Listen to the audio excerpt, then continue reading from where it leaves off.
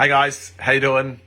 I posted yesterday who's concerned about interest rates and wants me to talk about it, so I'm just doing a live now, just for my friends and family to go, and then I'll probably take this and put something up on the business page as well. So listen in and pay attention, because this is really important stuff, and the more you understand it, the more you'll be able to handle it. Okay, so we'll talk about what's happening right now in a second, but we're just going to talk about how the background to it all. So first thing we need to understand is how interest rates work in this country, how they're set. So we have the Reserve Bank, and if you understand this already, just hang in there, right? But we have the Reserve Bank, right? And the Reserve Bank lends money to the big banks. The Reserve Bank is the government bank, and then all the other banks, they lend that money on. So the Reserve Bank lends that at the base rate, and then the banks lend that money on at their retail rate, right? And the difference between the two is the bank's gross profit margin, right?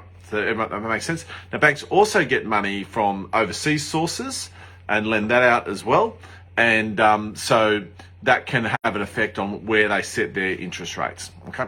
So the banks borrow that money at a variable rate, and then they lend it to you either at a variable or a fix. Okay, now, how does the Reserve Bank decide what they should set the base rate at? Okay, so for a long time, the interest money that's collected by the Reserve Bank is revenue for the government.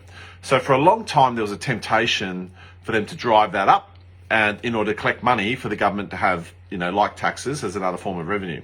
But that's a problem. And then what happened in the 90s in Australia when we had the recession that we had to have? They decided to make the board of the Reserve Bank independent and give them a remit that said keep inflation between 2 and 3% per annum, right? Because 2 to 3% per annum inflation is deemed a healthy level of inflation.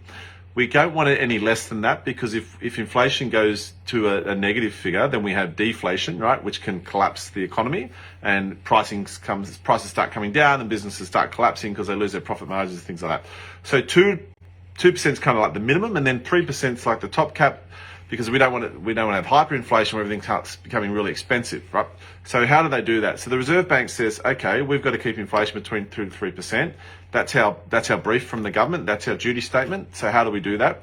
Every month, the Australian Bureau of Statistics publishes a forecasted annual inflation figure, and they have a big mathematical formula where they consider all of the staples like petrol and bread and milk and housing, and they all come out. And then they report that every month to the Reserve Bank board, and they say we predict inflation is going to be 9% this year at the current rate of growth, right? And then every month they refine that figure, but every month it's an annualized figure, right? So when the Reserve Bank gets told, hey Rob, hey Jose, hello, two Robs, hey Mark, hey Derek. So when the Reserve Bank board gets that figure, they're like, okay, inflation's high, we've got to put the interest rate up. So they put the base rate up. The banks then have to pay more money, so they in turn will put the interest rate up on you if you have a mortgage, right?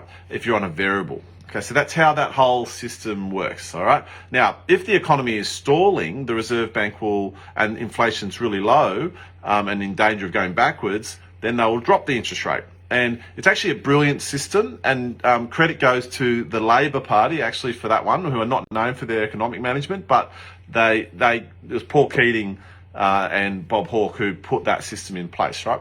And it actually saved our ass a couple of times. It saved us in the global financial crisis when the whole world economy was melting down.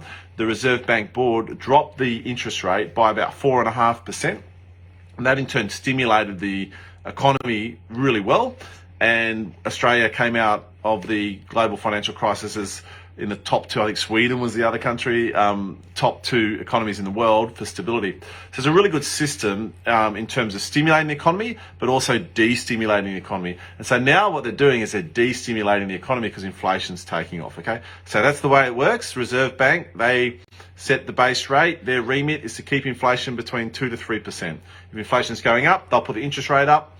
In turn, everyone will have less money because they're paying more interest on their mortgage, and they'll do less spending. And if they do less spending, there's less pressure on inflation, and inflation should calm down. And then the reverse happens. If the economy's stalling, they'll lower the interest rate. Everyone will have more money. Most Aussies are crap with their money. They just spend it. So then that'll stimulate the economy, right? So that's how that works, right? Now, all the countries in the world, hey, Florrie, I see Florrie's on the Florrie from South Africa. All countries now, pretty much everyone runs the same system now, where they have a government reserve bank that lends money to the retail banks that lend money to you and I, right? And they use that system to control. It's actually a really good, stable system. So that's the system.